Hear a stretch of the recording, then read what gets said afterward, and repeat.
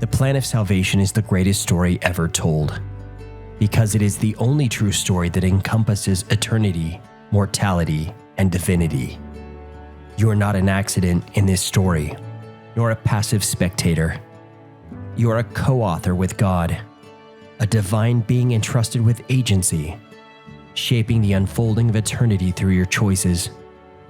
But let there be no mistake. While co-author with God is a compelling metaphor, He remains the ultimate author of the plan of salvation. Your choices are real. Your agency is sacred, but your authorship operates within divine parameters. God is not surprised by your decisions. His omniscience encompasses all possibilities, and His purposes will not be thwarted. Remember the former things of old, for I am God, and there is none else. I am God, and there is none like me, declaring the end from the beginning, and from ancient times the things that are not yet done, saying, My counsel shall stand, and I will do all my pleasure. You write your chapter, but the book belongs to Him. From the beginning, God intended His children to be active participants in creation. Before the foundation of the world, He presented His plan. We will make an earth whereon these may dwell, and we will prove them herewith, to see if they will do all things whatsoever the Lord their God shall command them.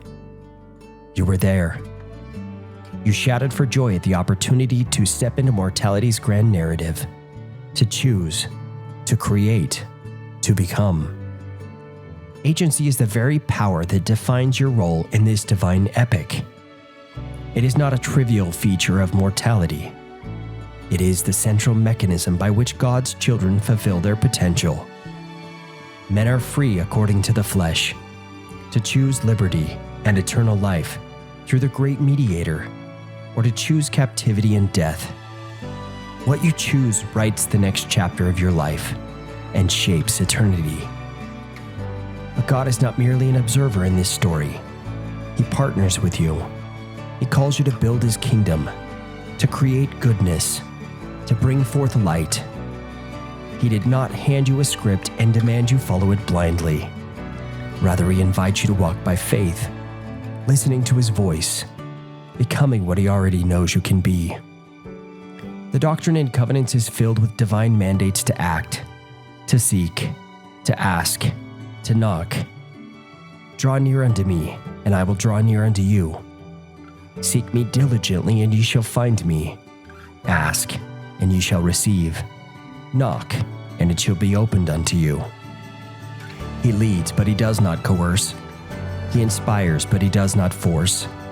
You are the one who steps forward in faith, shaping the path ahead with every choice. What will you do with the story you have been given? Will you be the hero who chooses Christ at all cost? Will you rise from your failures, trusting in the atonement to rewrite your destiny? Or will you let the adversary write your story for you, through fear, through complacency, through sin? God has already authored the ending. The Lamb shall overcome them, for He is the Lord of lords and the King of kings, and they that are with Him are called and chosen and faithful. The victory is sure. The question is not if God's kingdom will triumph.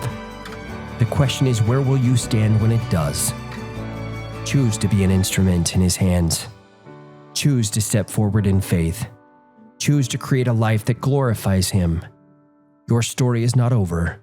You're writing the next sentence even now. Choose wisely.